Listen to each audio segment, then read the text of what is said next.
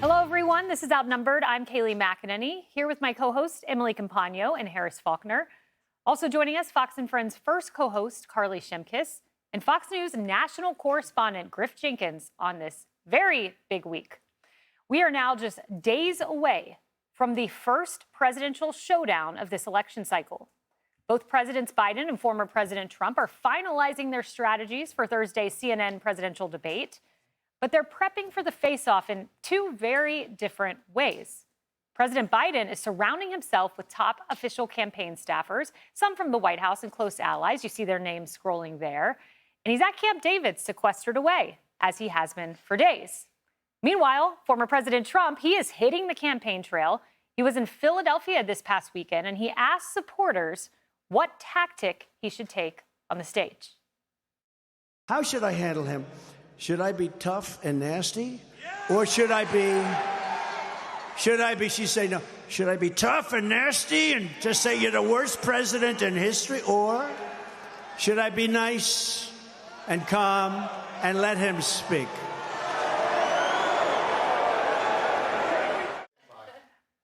It's so funny. She says no. Some people would say they agree with her. But look, I want to start with the moderators and CNN and something big that happened this morning as they touched off this debate week. National Press Secretary Karoline Leavitt, officially works for the campaign, was on CNN. Here's what happened. And that's why President Trump is knowingly going into a hostile environment on this very network, on CNN, with debate moderators who have made their opinions about him very well known over the past 8 years and their biased coverage of him. I'll also say that if you talk to analysts of debates previous, that if you're attacking the moderators, you're usually losing. It would take someone 5 minutes to Google Jake Tapper, Donald Trump, to see that Jake Tapper has consistently, frequently likened President Trump to Adolf Hitler. Ma'am, I'm going to stop this interview if you continue to attack my colleagues. I would like to talk about Joe Biden and Donald Trump, who you work for. Yes. If you are here to speak on his behalf, I am willing to have this conversation. I am stating facts that your colleagues have stated in the past. Okay. Now, I'm sorry, guys. We're going to come back out to the panel. So was she attacking the colleague or stating facts? Here's just one of many times Jake Tapper has gone after President Trump. The dehumanizing rhetoric of Adolf Hitler is once again alive and well on a national political stage, this time given life by former president and current Republican presidential frontrunner Donald Trump. You know, Harris, we don't know what Jake Tapper is going to do when he asks those questions. You can go online now and you see 2-minute-long montages of him attacking the former president. But I think the American people deserve honest, forthright, substantive questions to both candidates that are difficult for both to ask, to answer. I went to Casey Hunt's Twitter page not too long ago, and she said this morning, "You come on my show, you respect my colleagues, period. I don't care what side of the aisle you stand on, as my track record clearly shows." That moment was awkward, and what we'll remember about that moment was that it turned into being messy rather than a good conversation with someone who was close to a former president and could be the next president. And that's unfortunate, because the story became about Casey Hunt. Mm-hmm. And, you know, you want to talk about how you lose the narrative. That's how you lose the narrative. So that's unfortunate. What Karoline was pointing to is the aggression from the liberal and legacy media that we watched for 4 years when Trump was president. I mean, it was aggression. And it was venting, so on and so forth, without oftentimes a comeback. You are talking about a president who's about to go into a debate with a gag order. Mm-hmm. OK? And so the people who speak for him are speaking for him. If you invite them on the show and you shut them down, now you're further gagging him. I don't really understand the purpose of that, but you got to keep at it, because Trump is winning this. He's going for independence, black vote, Latino vote. He's winning the optics of going out and talking to people. You and I have talked about this many times. He's actually doing that.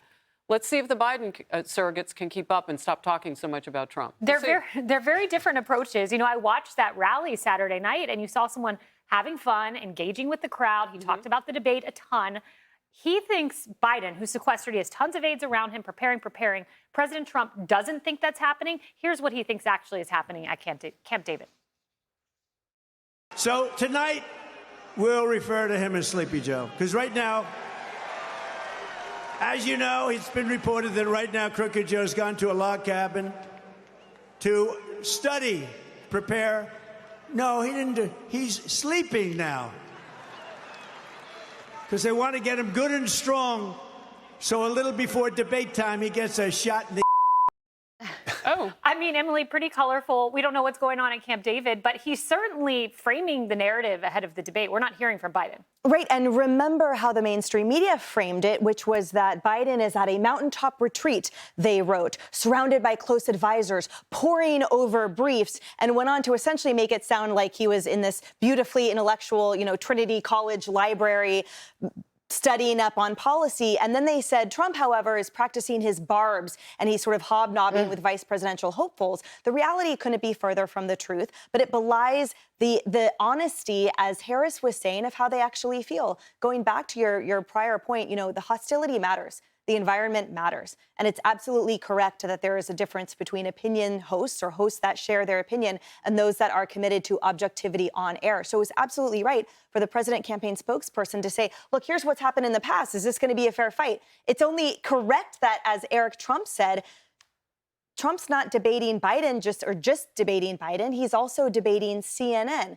It could have been an opportunity for that host to say, the debate will be fairly monitored, fairly moderated, with totally fair rules over at CNN. And instead, the CNN debate was sort of portrayed. She fed into people's conception about it, which is that it's actually not a fair fight. Yeah, and you talk about the expectations for CNN, and there's the expectations for the candidates. I think Washington Post actually lays this out quite well, Griff. When it comes to expectations, they say this: Donald Trump's campaign argues that Joe Biden is a feeble, incompetent, disconnected from reality. As his aides shuttle him around the world, in the words of one Trump advisor, like the cadaver in the 1989 comedy film Weekend at Bernie's. Now, keep in mind, Trump says he thinks he'll be good on the debate stage, so a little bit different than how they portray it there. But here's the second sentence that I think is important. Biden's campaign describes Trump as unhinged extremist with dictatorial designs who snapped when he lost the 2020 election. So I bring this up because we talk so much about the expectation for Biden, but for 4 years, Biden has set this expectation that you're about to watch an unhinged dictator. So if he shows up and is the opposite, what then? I think this is going to be one of the most significant debates, a CNN presidential debate, that we've had ever, because here is a case of the candidates couldn't be more different. And of course, you have two presidential records now going head to head for the first time. I hope there is, as you point out, the substance on the border, on the economy, on taxes. But if I could just go back to that rally, Trump is bringing his core base with him. Come with me. They're stacking the deck. They're going to cut my mic off. And the lesson from that interview with Casey Hunt and Karoline Leavitt was that they saw they couldn't control Karoline Leavitt. You think Jake Tapper's going to be able to control Trump? We'll see what happens. We'll see what we get. I will say this. I do hope at some point we get a colorful Trump moment, which is his unpredictableness that he's perfected. And he turns perhaps to Biden and says, by the way, did cannibals eat Uncle Bozo? Oh, my goodness. Charlie. Yeah, Lara Trump was on Fox and Friends earlier this morning and talked about Donald Trump's strategy. And what he's going to do in terms of substance is say, we've had two back-to-back presidents, me and President Biden, and just talk about the records. Where did you feel? Did you feel better 4 years ago, or do you feel now? Just talking about the track records, which so interestingly, it takes place back-to-back. I mean, how often can people really compare and contrast two presidential candidates? There are also two rules that I think work in favor of Donald Trump.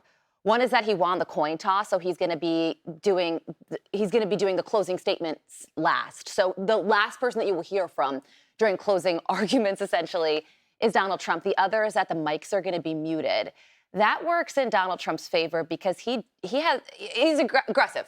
He's got a tendency to talk over the other candidate, and sometimes when you do that with Joe Biden, you bail him out if he is, losing his train of thought. That's an interesting point. So there's also that.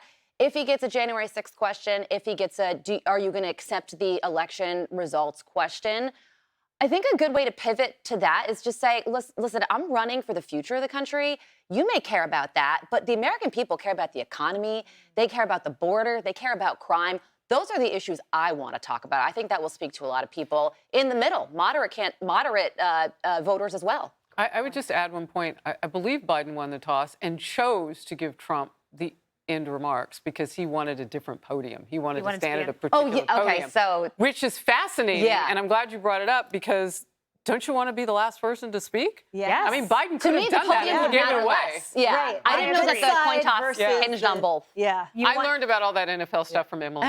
You want the last word, that's for sure. Totally. Yeah, right? Yes, no doubt. Hey everyone, I'm Emily Campagno. Catch me and my co-hosts Harris Faulkner and Kaylee McEnany on Outnumbered every weekday at 12 p.m. Eastern, or set your DVR.